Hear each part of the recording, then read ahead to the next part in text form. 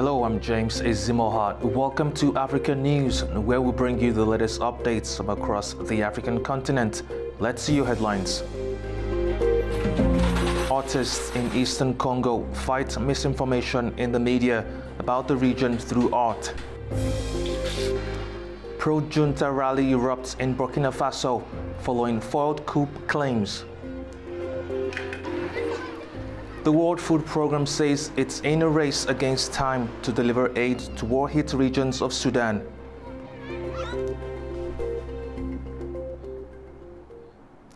Supporters of Burkina Faso's military junta staged a mass rally in the capital, Ouagadougou, on Wednesday. The demonstration follows junta claims that a foreign-backed plot to overthrow the government had been foiled. Ivory Coast, which the junta accuses of harboring opposition figures, has denied any involvement. Thousands gathered at Place de la Nation in Ouagadougou on Wednesday, waving Burkinabe flags and posters of interim leader Captain Ibrahim Traoré in a show of support following the junta's claim of foiling a coup. The military says it arrested several senior officers on April 21st, accusing them of working with foreign powers to destabilize the government. Traoré, who came to power in a 2022 coup, has postponed elections citing the need to restore security amid ongoing jihadist violence. The rally was organized by the pro-junta Civilian Vigil Coordination Group, which also condemned alleged remarks by a US general over Traoré's use of national resources. Burkina Faso's Prime Minister says the rally was a warning to foreign powers.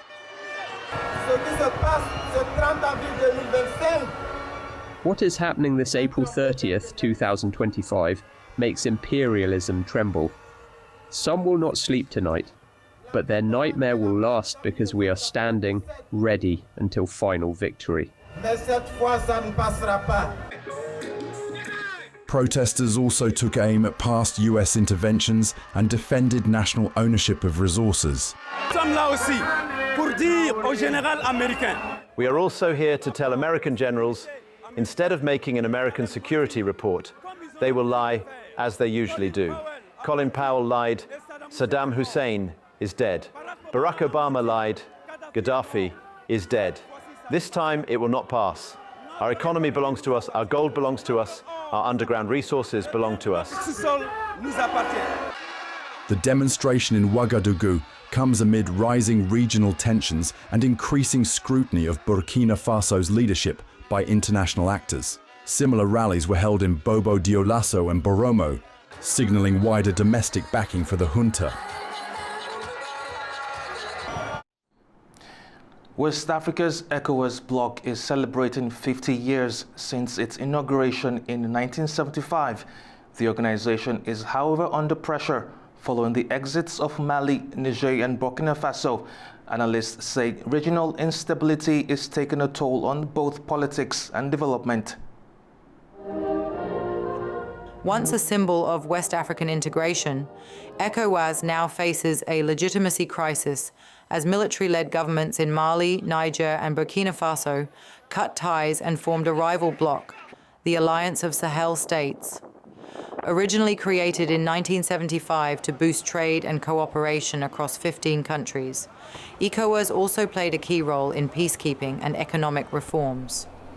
But a wave of coups and growing dissatisfaction with governance has widened regional divides. Regional analysts say unmet economic expectations and weak state institutions are fueling political upheaval.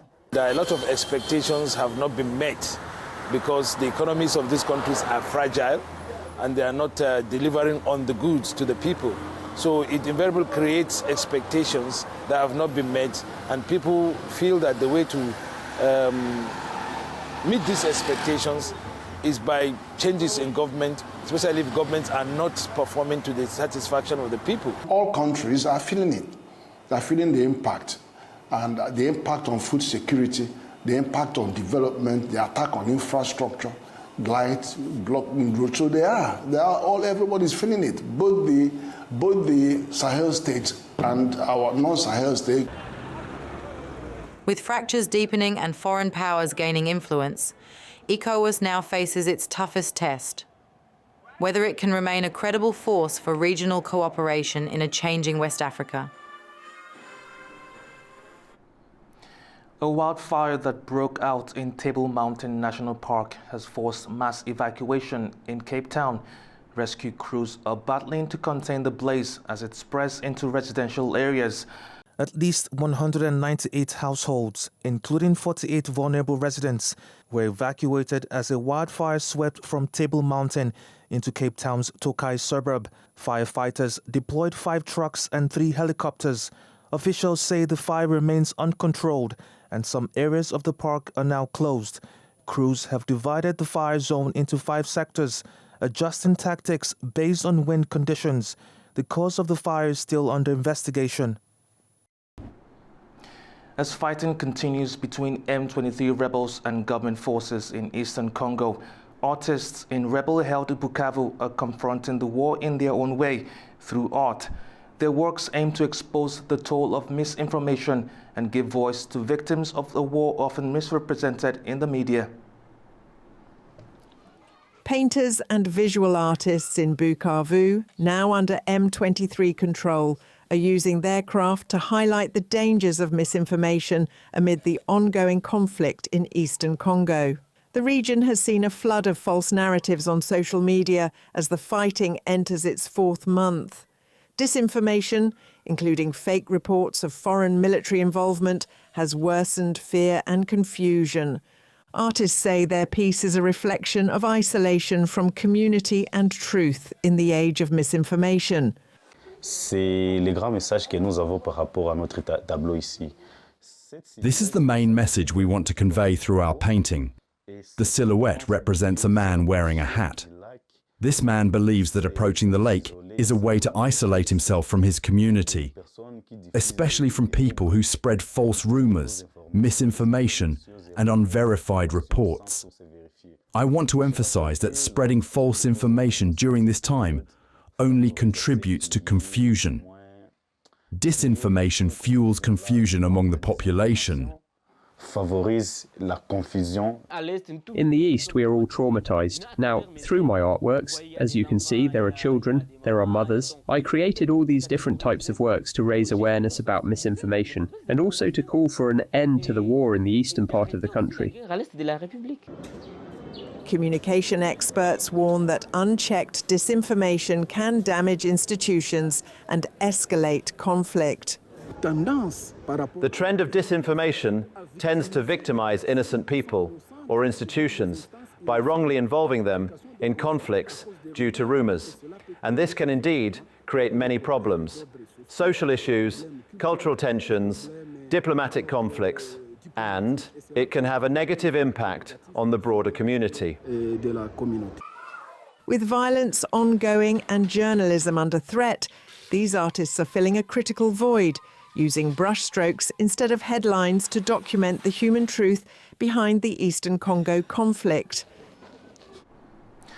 After nearly a decade of delays, the trial of Biafra separatist leader Nnamdi Kanu has resumed in Abuja. The court heard its first witness on Tuesday, marking a significant turn in the long-running case. Nnamdi Kanu's trial for terrorism and treasonable felony formally restarted at the Federal High Court in Abuja on Tuesday. The case, filed in 2015 after his arrest in Lagos, has faced repeated delays for nearly 10 years. The first prosecution witness testified on Kanu's firm stance on Biafran self-determination. Earlier, the judge granted a request to shield witness identities. Kanu leads a banned indigenous people of Biafra movement, which seeks to break away from Nigeria. The World Food Programme says it's in a race against time to deliver aid to war-hit regions of Sudan before the rainy season cuts off access. The agency says some areas have received humanitarian aid for the first time since the conflict began last year. But without more funding, the WFP says it may be forced to reduce support at a time when needs are rising. The World Food Programme has begun delivering food to areas of Sudan that had been out of reach for months due to intense fighting between the Sudanese army and the Rapid Support Forces. This includes parts of the capital Khartoum and Tawila in North Darfur, where nearly 400,000 people recently fled after the RSF captured Zamzam camp, an attack the UN says killed at least 300 people. Displaced locals say their families are facing dire conditions. We reached a point where we send our children to chase after the trucks, distributing food, just so we can have some rice or porridge. We don't even have some water or something to sleep on. We have nearly 7 or 8 donkeys stolen. We're in a dangerous situation. The WFP officials say time is running out and more help is urgently needed. More than 400,000 people have fled from Zamzam camp in recent days. Many have arrived in Tawila, where a WFP convoy of trucks has also arrived with food to assist more than 200,000 people. There are more trucks en route, including to El Fasher itself. And in recent weeks, we've also scaled up assistance in Khartoum, in the capital, in areas which have been inaccessible due to fighting for months.